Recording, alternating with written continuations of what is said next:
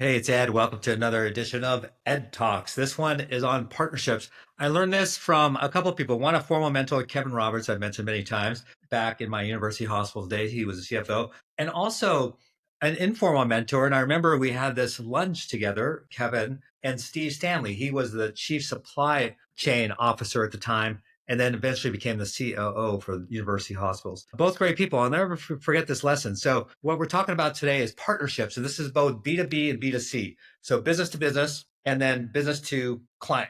And so, the first one I want to talk about is business to client. So, this is where I'm a vendor and I want to work with a health system and have a partnership. Now, that word gets thrown around a lot. Let's have a partnership. What it normally means is, from a vendor perspective, I want you, provider, to give me a lot of business. Maybe we'll throw in a couple of discount points that if you were a good negotiator, you could get anyways. So I'll give you a great example of both a successful sort of approach and not successful. Let's start with unsuccessful. So I was trying to make this big deal, part of the Cleveland Clinic, 10-year, $100 million. Sounded really great because that's the sort of scale we were looking at. Again, it's all a matter of scale. So you might be a smaller facility, might be 1 million 1 year. It doesn't matter exactly the number as long as it's meaningful to you. So for us, that was pretty meaningful. Then when we broke it down, so each of us would kind of give like 500 million and or 50 million. And so when we broke it down, I was using, like, when it came to people, like the exact cost of the people. Each person costs, so just for easy math, 100K. And so I could say, okay, I got these 10 people for 10 years, and here's the total. The vendor, on the other hand, was coming up with a formula which priced out their people at sort of their billable rate, not their just like, what's it going to cost us. So when I looked at the numbers, I was like, wow, we're providing, we're going to put in 20 people in this new center of transformation, whatever, and they're only going to put in 5. It just didn't jive. So the more you dig into it, the more you realize this isn't anything special. This is exactly as type of deal they would normally get. So that's a bad example. A good one is another vendor that I served with, and they were totally engaged, a CEO level commitment, governance commitment, and the price point was, I don't want to share too much detail, but the price point, was a 90%, since I'm not going to share who the vendor is, it was a 90% discount rate. Okay, now that's real partnership because they were losing money on that deal, but they were going to gain it in other areas, right? We're going to be the first of the type of health system to do a lot of the different things that they wanted to do and prove themselves in the marketplace. So a lot of upside for them as well. So that would be a good example. So what are the key elements of what makes a successful sort of business to customer relationship? So this, again, for vendors who are trying to do a partnership, this is what it should look like. One is CEO level commitment. I know, again, it's a matter of scale. It might be kind of hard if you're a smaller health system, FQHC or something. You're probably not going to get to Satya at Microsoft, right? I get it. But take the principles in mind. Governance is the principle here, and at very senior levels, not a sale. It's got to be outside of sales. So this way we knew, because we came up with a plan. What is this partnership going to have? What are the KPIs? What's the OKR? What's the mission and vision, right? So then we could measure it. And so on a quarterly basis, we had the steering committee made up of equal members from both parties.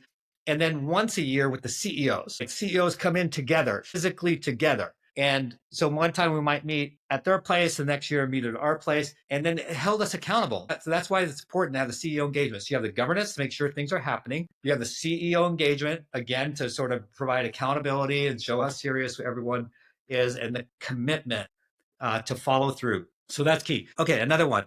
Obvious, but everyone has to win. Everyone has to put in shared effort. That goes back to the bad example I was giving in the beginning. There was not the shared effort. It was very clear once you broke down the math. There was not the shared effort. So it's got to be shared effort, shared reward, shared risk. And if you don't have a shared risk model, it's going to be really hard to be successful. So those are some of the elements that make for a successful relationship. Because I remember, and my CEO's spot on. Again, I don't want to reveal which location this was, but he was spot on. He was like, "Ed, I've never seen a partnership work. Tell me one place you've seen it work." And other than the examples where I had been involved in a couple, I was like, "Dang, he's right. There's not a lot of places work." That's why we came up with this framework to make it work. Ultimately, that relationship did consummate. So it can work. It can happen. You just got to have the structure. Got to be beyond marketing fluff. All right. Now, the next type, very similar in terms of how to structure it and how to make sure that it's successful, is what I would call the business to business partnership.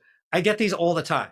And I mean this in complete humility, because I've been on both sides. So people will come up and say, "I want to partner with you, Ed," or Marx Advisory. And let's just say they are another consulting firm, or doesn't necessarily have to be a consulting firm, but some other firm in the industry trying to do business. And I'm like, okay, I'm all about being collegial and working together and ultimately serving our customer better. That's my driver. If we can do that, let's talk about it. So I'm like, okay, tell me, because I'm always interested, right? Because I know I don't know everything, and I learn from others. So I usually let them start. Tell me, what's this partnership going to look like? What am I bringing to the table for you? What are you bringing for me? And people have a hard time articulating that, because again, they don't talk about a shared risk or shared benefit. They don't talk about what each party will bring to the table. They don't talk about sort of the mission and vision and OKR KPIs. It's very high level. And normally when I sort of press like a level deeper, it seems like it's only a one way. Like, Ed, if this is what they mean. Ed, if you have extra work, can you give me some of that work? That's not a partnership. That's definitely a business relationship. There's nothing wrong with that, right? That happens all the time. There'll be a business and they have a relationship with a customer. Customer has some requirements. They can't fulfill the requirements all by themselves. So they go and find partners that are for very select purposes. And then they get those people and they help out and everyone wins. And that's good. But that's not the type of partnership we're talking about, like with a capital P. This is, where people legit, they come up and say, I want to partner with you, capital P. But when you break it down, it's really small p.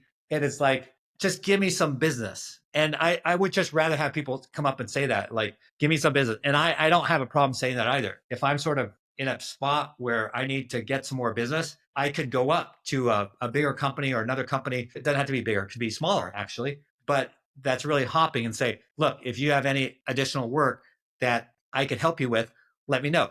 That's not a partnership, capital P. So just keep that in mind. So when you approach someone about a partnership, make sure are you talking capital P, like shared risk, governance, shared benefit, both bringing equal stuff to the table? Or are you talking about like, let's help each other out? So that's really important differentiation. So again, kind of two broad topics separate, but under the same umbrella of partnerships. How do you make a successful business to customer partnership? And how do you make a successful business to business partnership? There is much more to that than what I just explained, obviously, but those are the basics. And if you don't get those right, nothing else is going to work.